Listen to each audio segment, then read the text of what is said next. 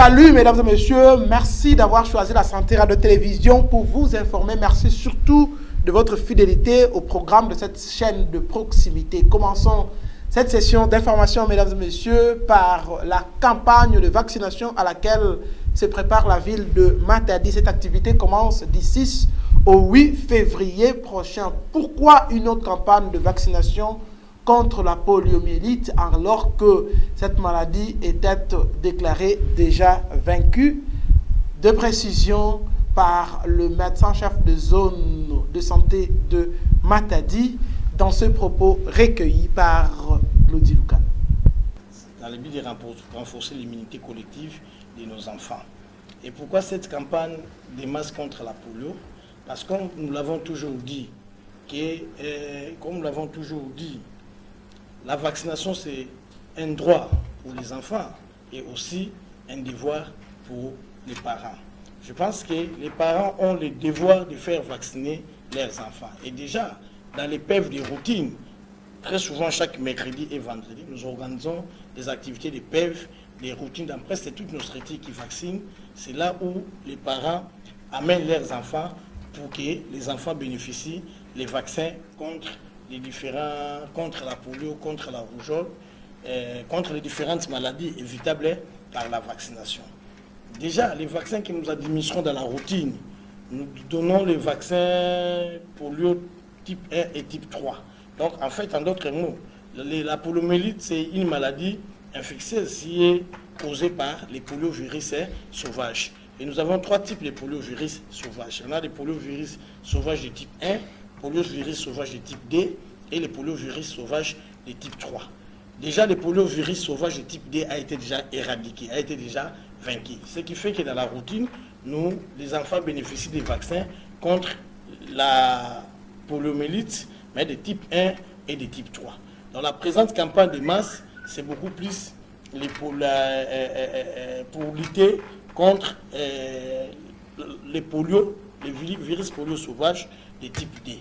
Donc je pense que les enfants vont bénéficier des vaccins dans cette campagne-là qui va commencer du 6 au 8 février dans toutes les 31 zones de la province du Congo central et en particulier dans la zone de santé de Matadi. Donc en bref, la campagne de masse vise à renforcer l'immunité collective de tous nos enfants. Restons dans le domaine de la santé, mesdames et messieurs, pour parler à présent de problèmes de fonctionnement que rencontre le centre de santé de Tsonampangu. Nous sommes dans le territoire de Songololo. Suivez. La majorité des structures de l'État dans le secteur de la santé, nous avons presque, je dirais, les mêmes problèmes. C'est les problèmes d'accompagnement et d'appui. Actuellement, nos structures fonctionnent avec l'apport local, c'est-à-dire les frais que les malades payent. Nous n'avons pas de subventions.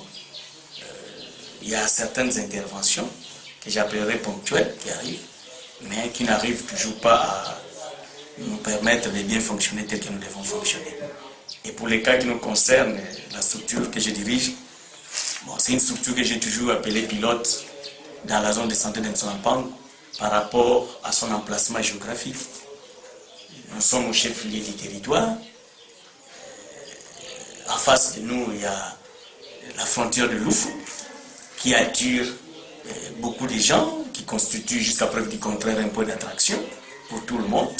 Et bien sûr, l'existence de ces sites fait exister un certain nombre de problèmes sur tous les plans. Que ce soit sur le plan sécuritaire, que ce soit sur le plan économique, que ce soit sur le plan sanitaire, pour ne parler que de ça. Et vous voyez vous-même que ce n'est pas facile. Et Loufou, moi personnellement, j'ai toujours appelé ça comme une bombe à retardement. Et c'est vraiment un cadre potentiel pour faire explosion ou faire exploser certains phénomènes, surtout pour ce qui nous concerne dans le secteur de la santé, de maladies, des épidémies. Et c'est ce que nous sommes en train de vivre actuellement. Les cas de choléra ne font que fuser. C'est chaque jour que nous enregistrons des cas qui viennent chez nous. Mais seulement, nous n'avons pas toutes les conditions requises sur tous les plans, que ce soit sur le plan infrastructure, que ce soit sur le plan financier, même sur le plan des médicaments, nous n'avons pas tout ce qu'il faut pour faire face à cette épidémie qui est en train de prendre des allures endémiques dans notre zone. Revenons à présent, mesdames et messieurs, sur les séjours du sénateur Roger Mwaka Mwaka dans le Mayombe Bas-Fleuve. Sur place, il a mené plusieurs activités, comme les dit ces reportages. L'un des rares parlementaires de cette 5e législature a profité de ses vacances pour s'imprégner du tableau sombre de son territoire et d'y apporter des solutions idoines à la mesure de ce moyen. Le sénateur Roger Mwaka Mwaka, président du mouvement chrétien pour la solidarité et la démocratie, était au chevet de la population du territoire de Tchela à Mukunama, Tchanga Nord et Mission catholique Kwimba dans le secteur de Nzobé-Luzi, province du Congo central. C'était un véritable parcours d'un combattant. Il était accompagné de sa tendre épouse, ses 2 enfants, en plus d'une forte délégation du directoire national, du comité fédéral du Congo central, du comité sectionnaire de Tchela, ainsi que les comités sous-sectionnaires groupements et villages du secteur de Nzobé-Luzi. Sur place, le constat est plus qu'alarmant et déplorable. Le Mayombe ou le Bas-Fleuve brûle et se meurt. Et la population n'a que ses yeux pour pleurer devant la tragique spectacle lié à la destruction de toutes les infrastructures routières, hospitalières, la destruction du système éducatif, la misère de la population, l'absence quasi nulle du tissu économique en ruine. Alors que Boma, le Bas-Fleuve, Tchela et son environ avaient connu des années de vieille gloire. En bon père de famille, le président du MCSD avait apporté en guise de cadeaux de Noël et de Nouvel An, notamment un lot important de vivres et non-vivres, ainsi qu'une enveloppe pour la paroisse de Kwimba.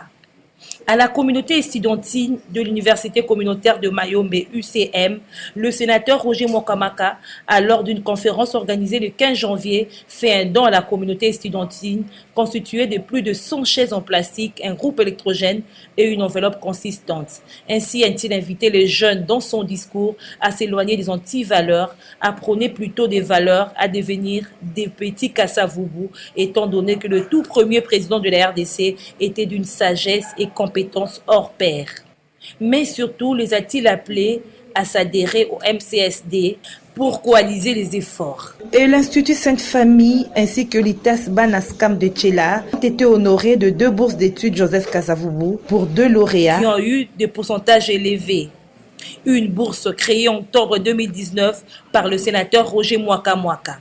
Outre cela, le président du MCSD a également apporté des équipements pour la brigade de jeunes au cantonnage manuel qui va être formée sous le label du parti. Une enveloppe consistante a été remise au curé de la paroisse Notre-Dame de Pauvre à Tchela-Mbanga. Roger Mwaka Mwaka a été au chevet des accidentés de la route Tchela-Tchanga Nord, interné à l'hôpital où il a payé des factures de soins médicaux, y compris pour les malades pris en otage faute de paiement.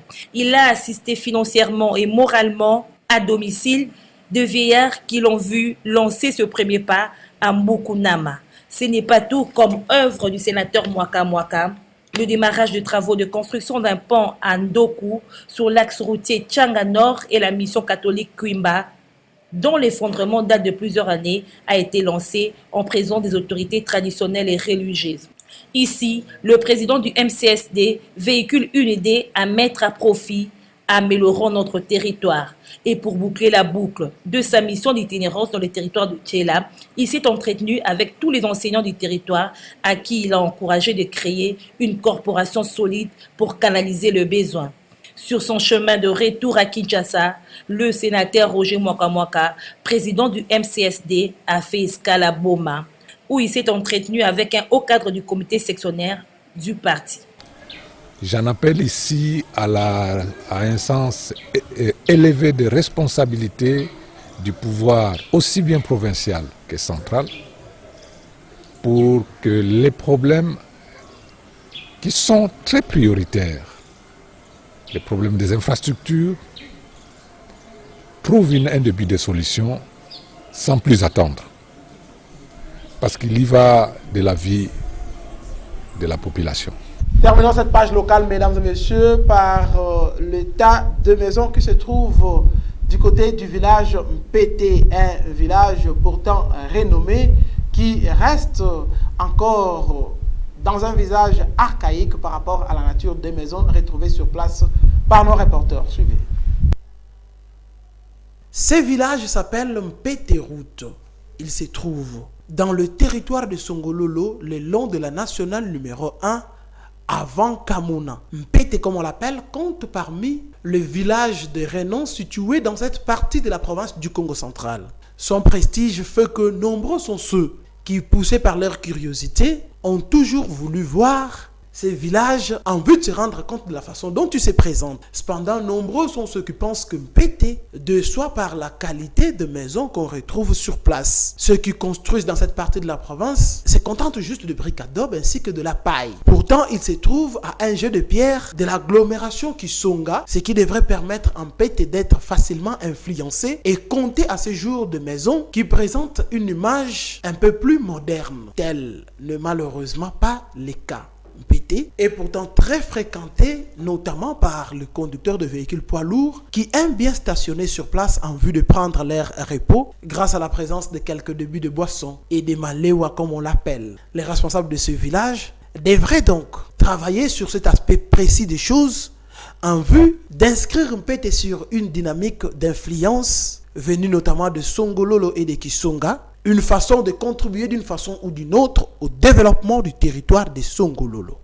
Koso ke mtu ne possibilité andi na kafoti sadila mankaka ne possibilité lenda savonjo andi lumbu kingandi kagale bakide tole sumbi moye to banka kampe en tout cas possibilité nkatu diana monezo la zanianga et tout kai koti sanga mazako voto maneo sala mu dirance ya nianga ilenda sala une année après une année donc rappelons que le village Mpete se trouve sur la nationale numéro 1 dans les territoires de Songololo. Place à présent, mesdames et messieurs, aux informations au-delà de nos frontières. Comme d'habitude, c'est juste l'essentiel qui nous intéresse et nous vous les proposons dans un condensé grâce à la réalisation de Solvin Bakou. Suivez. Londres et le Royaume-Uni abordent leur dernière semaine au sein de l'Union européenne. Vendredi prochain, plus de 3 ans après le référendum de juin 2016, le Brexit s'appliquera enfin. Et le nouveau sujet de controverse dans le Royaume tient à cette question. Faut-il organiser des célébrations pour marquer la fin de l'aventure européenne ? Utiliser le drapeau national pour célébrer quelque chose qui ne plaît qu'à la moitié du pays, à un seul parti en fait, s'approprier ainsi le drapeau est déplacé. Les pro-Brexit insistent pour célébrer comme il se doit un événement aussi historique. Ici, il y aura, je ne sais pas, 30-40 000 personnes. Je pense qu'on entendra un énorme rugissement d'excitation. On pourra dire « nous étions là ». Au 10 Downing Street, Boris Johnson et ses équipes préparent activement le jour du dénouement si longtemps attendu. Un compte à rebours sera projeté sur le lieu de résidence du Premier ministre. L'Union Jack se démultipliera sur la place du Parlement et ses couleurs illumineront les principaux monuments londoniens. Le Trésor public lui éditera une pièce de monnaie spécialement pour l'événement. Suivra une longue année de transition au cours de laquelle les débats se poursuivront entre pro et anti-Brexit.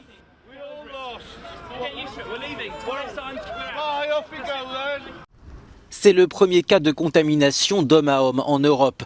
Le premier malade allemand infecté par le nouveau coronavirus a été contaminé en Allemagne par une collègue arrivée de Chine.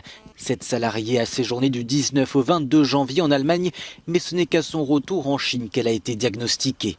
Jusque-là, les autres patients en Europe avaient été contaminés sur le sol chinois.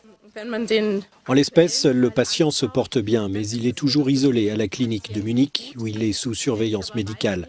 L'enquête sur les personnes qui ont été en contact avec lui tourne à plein régime, en particulier dans son environnement familial et dans les environs de son entreprise.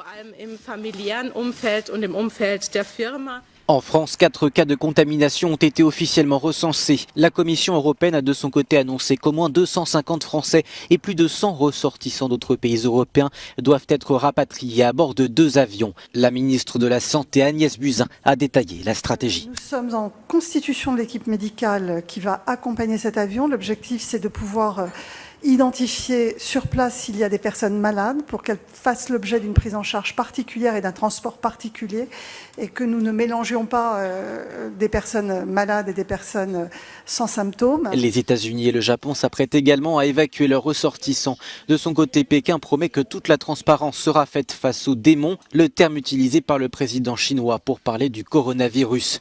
Il a déjà fait plus de 100 morts et contaminé 4500 personnes, principalement autour de Wuhan.